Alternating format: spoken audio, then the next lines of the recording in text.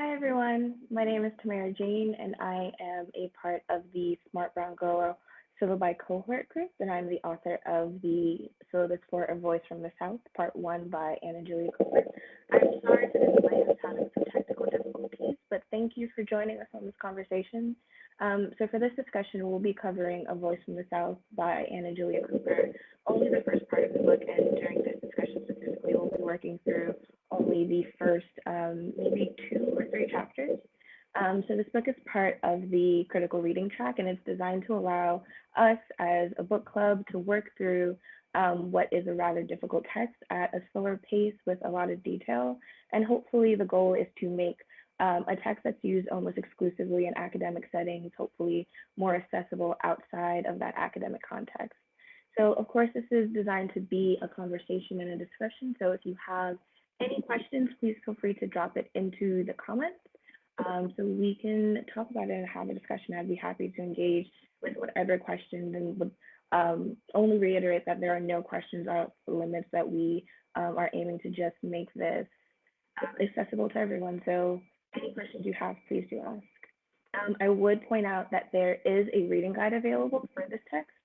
and there will be a reading guide available for every text that we work through. So because this text is rather difficult, we did break it into 2 parts. So there is a syllabus for both part 1 and part 2 of this book. So each syllabus has a breakdown of the chapters, a glossary, which is especially helpful for this book because it was written in the 1890s and uses some archaic language and metaphors. So there's a glossary to help you through that language. And there are also guiding questions that are designed to hopefully contextualize the time period of the book and the arguments that the book was making in our modern conversations about specifically Black feminism. And the syllabus also includes a history not only of the book and the time period that the book was written in and the mission of the book at the time, but also the author. And hopefully all of those elements come together to provide a lot of context that make reading something that is as difficult as this text a little bit more accessible. So I'm going to start off by working through some background about this text, and then moving into a discussion of the first 2 chapters. Again, please feel free to ask questions at any time, and that is the whole point of this book club and this conversation, is to engage in conversation. So there are no questions that are off limits, and we only hope to make all elements of this book and all elements of this conversation as accessible as possible. So to start off with some background, A Voice from the South by Anna Julia Cooper is widely recognized as the foundational text of Black feminism, is recognized especially in academic spaces as the first seminal text that iterated what we have come to know as a specifically Black kind of feminism. Anna Julia Cooper, who's known as the mother of Black feminism, was one of the first African-American women in the United States to receive a PhD. She was trained in the classics, and she focused her both personal and academic and intellectual life on being an educator. And that kind of classical training is very evident in her writing, and it comes through in the language that she uses, as well as a lot of the arguments that she makes. So A Voice from the South specifically is a collection of essays. So it's not one necessarily cohesive text, but it is a collection of arguments that she made in different spaces and places over time. Some of them are speeches that were made to different audiences, and hopefully contextualizing the audience that she was speaking to, as well as the argument she was trying to make in that time, would help sort of demystify some of the language that she was using, and specifically some of the targets that she was trying to take down as she was building what she might have not called it at the time, but we understand at the time as specifically Black feminist arguments. So the book was published, in 1892. So this was 30 years after the Emancipation Proclamation and 10 years after the Reconstruction era. So in her lifetime, Anna Julia Cooper had seen the end of slavery and the sort of attempt at rebuilding and incorporating Black men and women into society, and how that had failed. And so what her purpose was in all of her writings was sort of establishing a specific Black feminist ethic that would sort of do the job that the Reconstruction era failed to do. So in a lot of her text, you can see her trying to reinsert an ethic that she felt was missing at the time. And in this Black feminist context, it specifically speaks to an ethic that she thought was particular to the skill set and the morale of Black women. And she really starts off the book making that argument. So the first sort of, not really chapter, but introduction to this book um, already starts off with some sort of language that we might not be familiar with. So the first chapter is our raison d'etre, which is a French term. So it is essentially pointing to her mission, her purpose, her reason for writing the book. And in this piece, Cooper basically outlines that in this, wide-ranging, decades-long search for answers as to how we should reincorporate Black Americans into the American landscape politically and socially, there have been many voices that have been at the forefront of these arguments, and the voice that she intends to specifically defend is the voice of the Black woman. So this was probably the first time in written text. Of course, we know there are plenty of Black activists who were outside of a maybe formal context as a speechwriter or a book writer who made similar arguments, but I think this is the first formalized sense in which someone was making a specific argument, not for Black people as a whole and not for women as a whole, but specifically for Black women. So I think when we appeal to Anna Julia Cooper as the mother of Black feminism is because she is the first person in a formalized sense to make that kind of articulation. If there are any questions about that history and maybe even any questions about how we contextualize the formalization of that history, especially in an academic context, I'd be happy to take those questions. But I think that is the reason that Anna and Julia Cooper kind of gets that foundational stepping stone when it comes to sort of setting up the timeline of Black feminism is because this is the first formal text, especially from a woman who had the educational training and access to make an argument that would be accessible to sort of the folks in history who write the timeline, for lack of a better way of putting it, to make that specific articulation about Black women. And she starts off her book with an essay that she wrote in 1886 called Womanhood, a Vital Element in the Regeneration and Progress of the Race. In this specific speech, she's making another, again, a really specific argument about why Black women specifically have the political positioning and the spiritual morale to be at the forefront of leading not only Black people, through this transition period in American history, but also why Black women are perfectly situated with the sort of, again, political perspective and spiritual morale that kind of positions them to be moral leaders in the American context in general. This chapter is where you get the famous line, if anyone has ever seen Anna Julia Cooper quoted in a general context, it's probably this line from this chapter that's quoted, and it reads, "Only the Black woman can say when and where I enter in the quiet, undisputed dignity of my womanhood, without violence and without suing or special patronage. Then and there the whole Negro race enters with me." So in this chapter, and specifically with that quote, I think she's doing something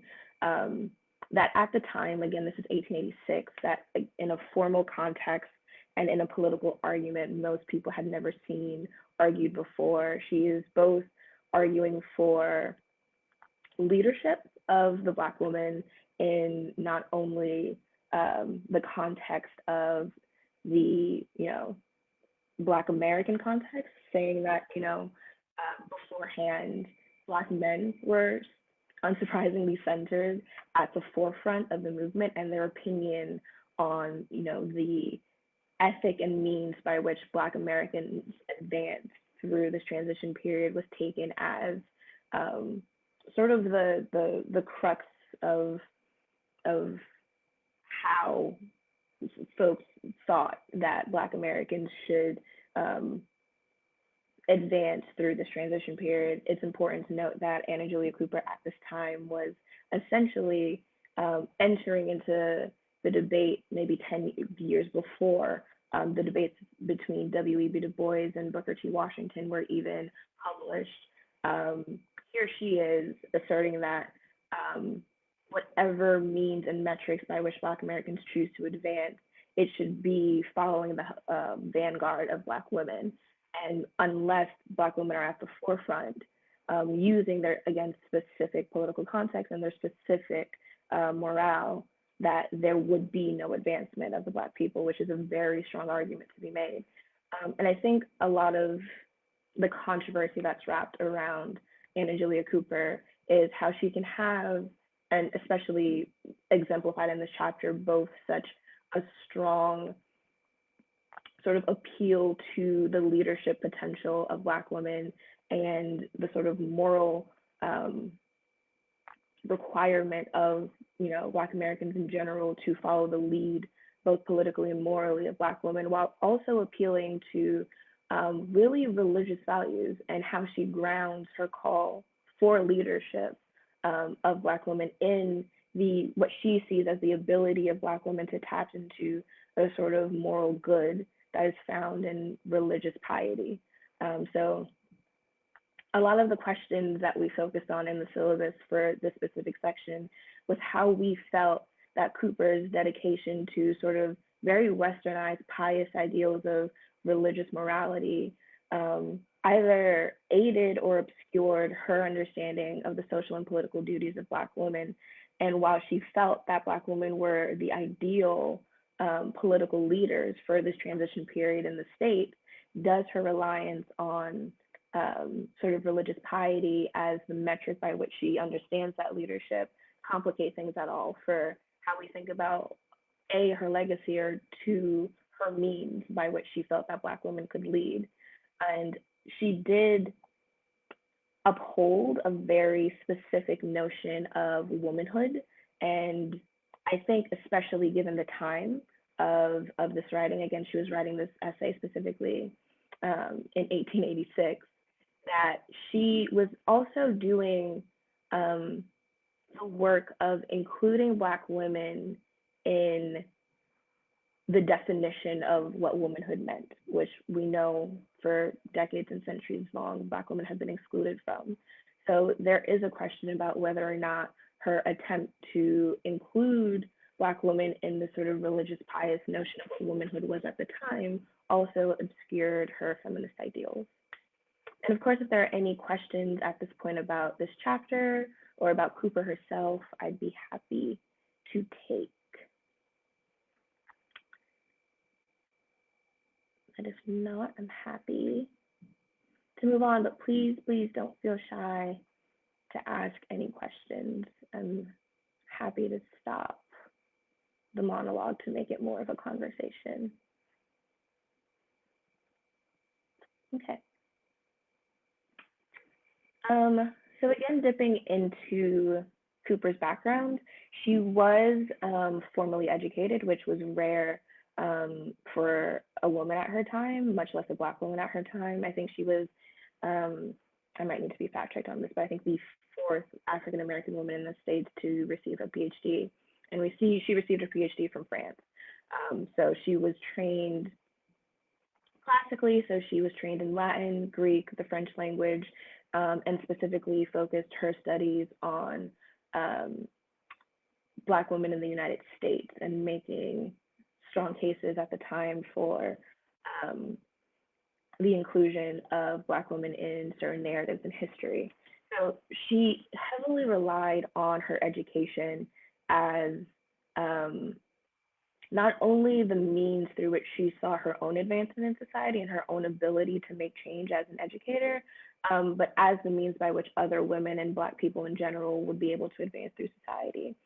So the second chapter in part one is called Higher Education, the Higher Education. In this chapter, Cooper basically makes the case that educating women would offer social advancement not only for the Black community, but for society at large.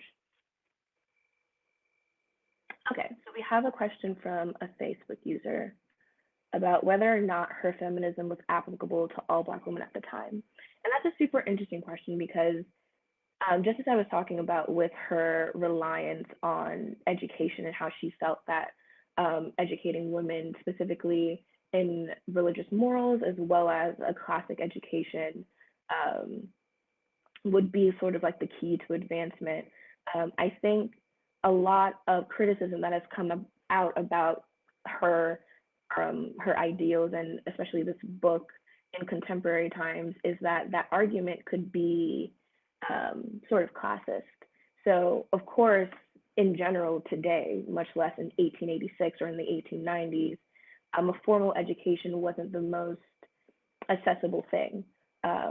So essentially, the question is, does her feminism depend on a sense of elitism, right? So she was educated, she got her PhD from the best university in France, which is obviously not an opportunity that many will be able to have. And while she was a sort of on the ground activist when it came to education, she set up schools in DC, and that became her life's work. It does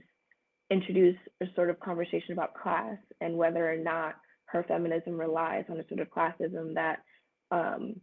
is dependent on moving poor women out of their sort of socioeconomic status in order for them to be the leaders that she ideally wants them to be. And I would love, um, opinions from folks about whether or not we feel that, or how we feel, especially in this modern context, that Black feminism should approach the question of moral, formal education, excuse me, as a means of racial progress. Of course, you know, even through the context of this book club, there's no opposition to engaging in critical thinking and educating ourselves at large, but she was really committed to a formal idea of education that was not necessarily the sort of communal knowledge making that is common among especially communities of poor Black women. So it's a question that about her ethics and about her legacy that's still up for debate amongst different scholars, and different scholars have lots of different opinions. And I would love to hear opinions from folks in this group as well. There's another question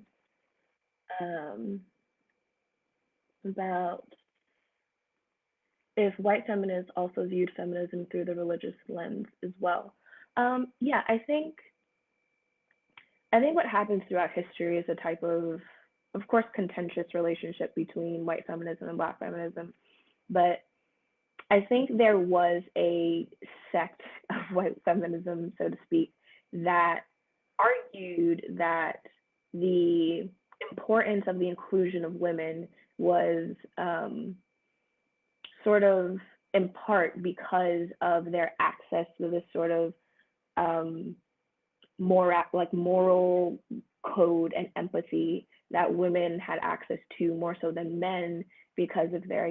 kind-hearted nature and their ability to access a level of femininity and softness and empathy that men were sort of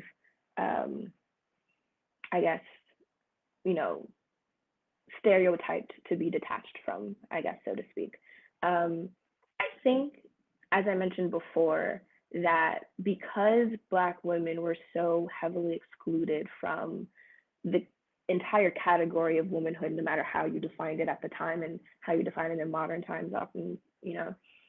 that Anna Julia Cooper was doing a lot of work to make sure that Black women were first seen as women, and did that work by attaching to Black women a lot of the characteristics of what womanhood was at the time.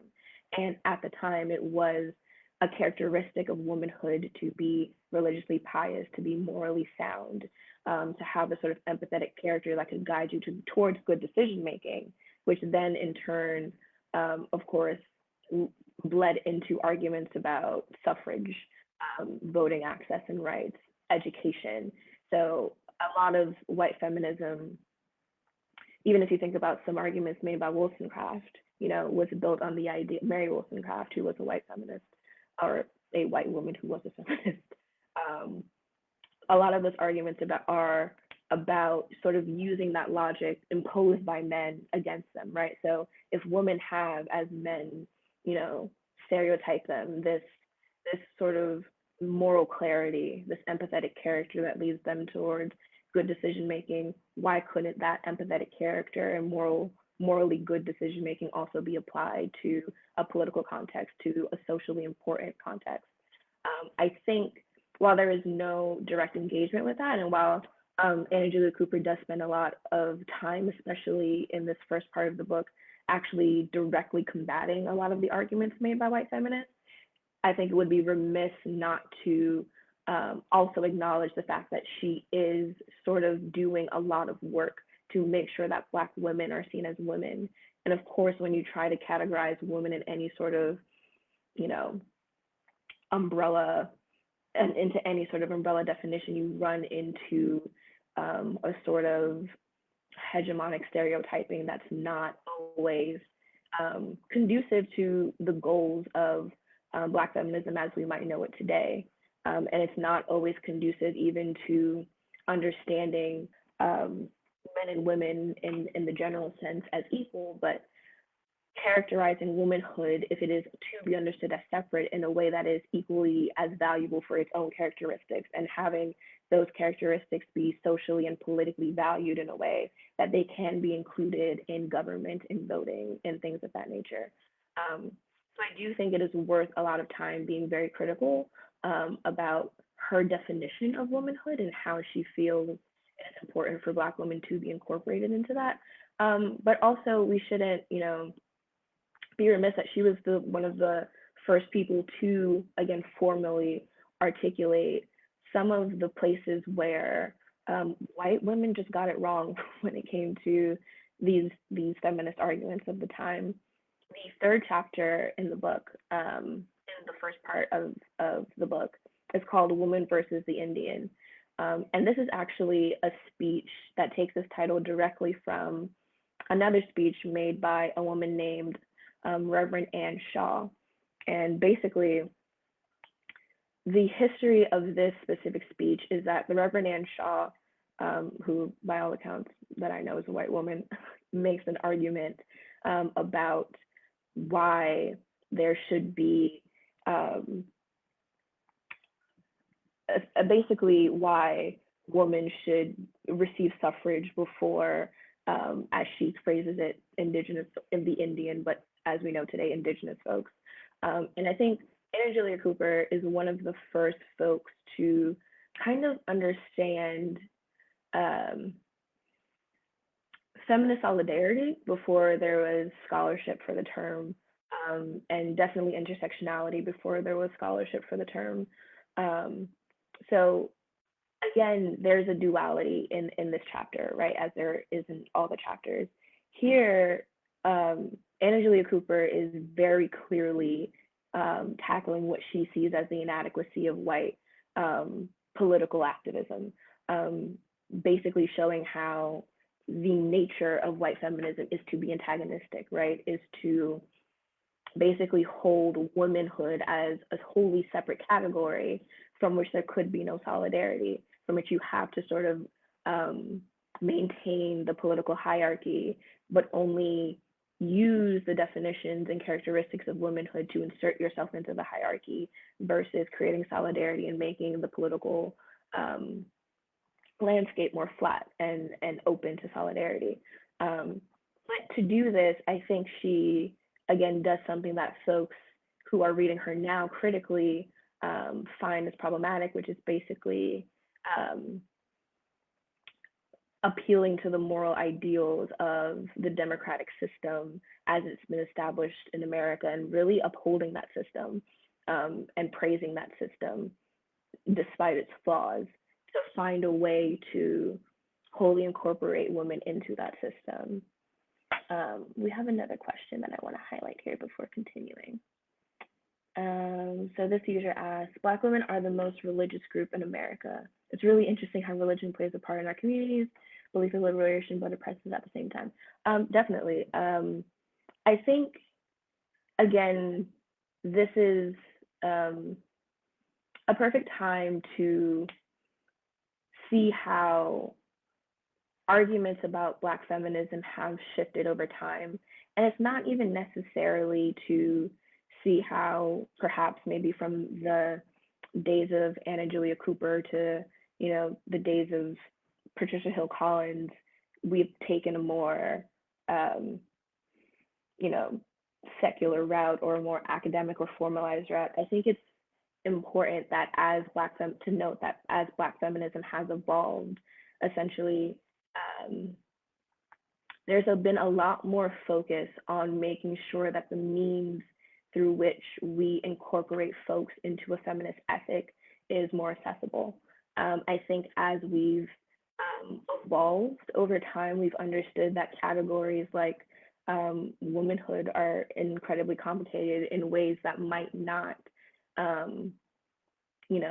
have a lot of space and room in really rigid and strict um, traditions, and those might be religious traditions, those might be cultural traditions, traditions that we hold specifically within society as a Black community. There has been a conscious breaking down of what we hold as um, the categories by which we define ourselves, and a critical examining of whether those categories and traditions are helpful towards our ultimate aims. I think we're going to see that a lot, and it might be something to pay attention to as we work through the books in this book club, to see how folks begin to, instead of taking the Anna Julia Cooper route of doing the really hard work of incorporating us into the religious, social, cultural categories that have defined personhood and citizen, um, moving all of that towards, um, you know, a critical examination of whether those categories are useful for us anymore, maybe not even in our personal lives, but politically. Does it leave room for solidarity, which is, again, a question that a lot of critics have about Anna Julia Cooper in terms of both class and in terms of sort of religious piety, is do her ideals leave room for everyone? And I think the ways in which Black women, scholars, activists, writers, poets, whomever, lean into feminism over time, you see the conscious work of making space for folks who have been previously excluded, because that at the core is a Black feminist ethic. So I think the means through which we feel like change is accessible has shifted over time, right? So perhaps in 1892, when Anna Julia Cooper was writing this essay, these categories seemed penetrable at the time. But maybe as those categories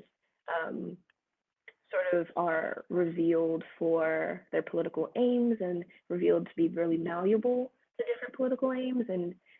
exclusionary towards the folks that we're fighting for and trying to save, you will see over time Black women doing work to critically examine those categories and to critically examine those traditions and see if there's room and space for us to be incorporated while still aiming towards that goal. Before I continue, again, please feel free to drop in any questions. These are all really good and helpful comments as we think about working through this.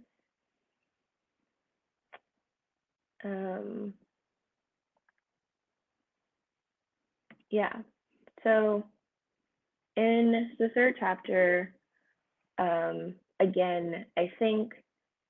to sort of contextualize as we almost wrap up here, this book and the conversation of Black feminism today, I think the reason A Voice from the South is heralded as this seminal text that really started off, the language and the ethic of what we know today as Black feminism is because this was the first articulation of the ways in which the political and social position of Black women was very different from the political and social position of the most loud voices at the time. And I think sort of the one point that Anna Julia Cooper highlights that has kind of proven itself to be unassailable throughout the years is that the political position of Black women is very specific. It is not equal to the political position of Black men, and it's not equal to the political position of Black women. And while there is a lot of contentious debate over how she saw Black womanhood and how she saw political action from a Black woman specific context, her means, her aims, while there's a lot of sort of debate over that to this day, what is not debatable is that the specific context of Black women is not comparable, and that there are skills and morals and ethics that develop from embodying a really specific political context that might be worth noting when thinking about how we ought to approach action. So this is a question that we're reposting. So if women are the foundation of society, since we are male and female children's first interaction with morality and instruction, how do women, Black women, find our footing in a society that claims to revere, protect, and uplift its women, all the while understanding that reverence, respect, and support was never meant for the Black woman? How do we then guide, teach, and create future generations of greatness in the Black community with no support, gentleness, or respect bestowed to our position? Anyone else digging in yet? I have questions and concerns, Sistren. Yeah, we all have questions and concerns on that front. I think another, only just to keep it to the conversation of A Voice from the South, another sort of iteration or expression of something that we have the language for now that maybe Anna Julia Cooper didn't coin a phrase for in the 1890s was sort of the specific ethic of care that came from Black women. And I think a lot of that is embedded in, her understanding of Black women as especially moral characters and as the only folks who have the right moral ideals to lead. I think, especially if you read historically about how she had really contentious opinions of or relationships with the Black male leaders at the time, I think Anna Julia Cooper was really dedicated to the idea that like Black women must lead or else, right? That Black women had to be at the forefront of changing our own communities and society at large, both socially and politically, because I think she did deeply believe that no one else would do it right. And that doesn't answer the question of how Black women ought to sort of carry that burden on their back and bear that weight without support, especially from support within our own community. But I do think that she came from the position that we understand harm in such a specific way that only we can understand the solution in the specific way, right? Which is a point that a lot of Black feminists today who are writing in academic spaces especially are making, is that if you don't get all of the harm right, you get a lot of the answer wrong. So I think sort of the idea of leading from the Black feminist perspective and no other perspective is one that Anna and Julia Cooper espoused that sort of hopefully carries on through our own activism and our own Black feminist ethic, where we ought to source our support, hopefully from each other, first and foremost, which is, I think, a lot of why there's so much emphasis placed on the spaces in which Black feminism must accept solidarity, because we need as much support as physically possible. But I think seeing how ideas about Black feminist leadership have evolved from this point to the modern day perspective that we have now, of course, there's a bunch of questions about the dynamics within activism, the dynamics within our community, about whether or not we, can, should put Black women in leadership positions. But I don't think should is the question, is as much as we understand from a Black feminist perspective the necessity for our perspective to be at the forefront. And I think, both sadly and endearingly to our legacy, these ideas have been being espoused for decades, that the right answers come from the perspective of those who are at the forefront of harm, so they should also be at the forefront of leadership. And this is another question. I think that many of us can relate to a history of abuse, shame, and trauma related to our foremothers carrying the Black community on their back. Absolutely. And I think in a lot of ways, there haven't been many answers to that question, right? Of, Anna Julia Cooper was telling us in 1890 to sort of take the lead. But I think it'll be a good task for maybe even this book club to find sort of the text and seminal works that discuss how we ought to care for each other during that process, because it's not an easy one. I think a great book to that point is Sisters of the Yam by Bell Hooks, which is essentially Bell Hooks taking a detour from theory towards self-help, but it's truly, truly a book about how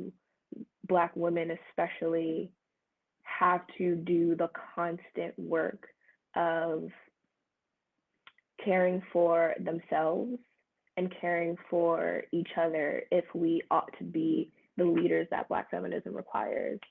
And it specifically spends chapters discussing how to break down, to this user's point, the generational traumas of relational abuse, intimate abuse, just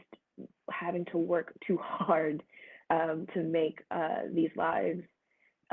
around us livable, essentially. And I think that might be, hopefully at some point, work that we can engage with that helps us, have both the skills and hopefully the optimism to sort of continue to do this work in a way that is healthy and allows for longevity. So if there's any other questions or comments, I'd be super happy to take them. There is going to be a second, not only a second sort of live discussion, but a second syllabus for the second part of Anna Julia Cooper's A Voice from the South. So again, this text, because of not only its age, but just the author and her reliance on sort of her own classic education, is really difficult to get through for anyone. So I think having the syllabus by your side as you try to work through this text is going to be an incredibly helpful tool. And again, the syllabus will have not only sort of breakdowns of all the themes and motifs that are sort of sprinkled throughout the book and how they relate to our conversations and understandings of Black feminism today, but it'll have just simple, accessible tools to help you just get through every page of the book. So that includes a glossary that helps break down a lot of the really difficult words and like Greek and Latin metaphors that Anna Julia Cooper is known for using. And again, it'll have guiding questions to help facilitate conversations amongst us as a book club, but hopefully also amongst, folks who you might be engaging with this text with, live and in person. So this syllabus will be available for purchase, and I think Jules, you can put a link in the chat for where you can purchase that syllabus. And hopefully folks will sign up to be a part of the book club and sign up to a membership track where you can get syllabi for every book that we'll be reading throughout the month. And again, the entire purpose of this book club is not only to facilitate these conversations and have a community where we're engaging with these texts and thinking about these ideas, but also to help make a lot of these, especially for the critical reading track, really difficult texts that we all might be a little intimidated by or struggle with, super accessible, so we can have these really important conversations. So thank you all for joining me tonight. I hope this was a good discussion, and I hope to see you all very soon. Thanks.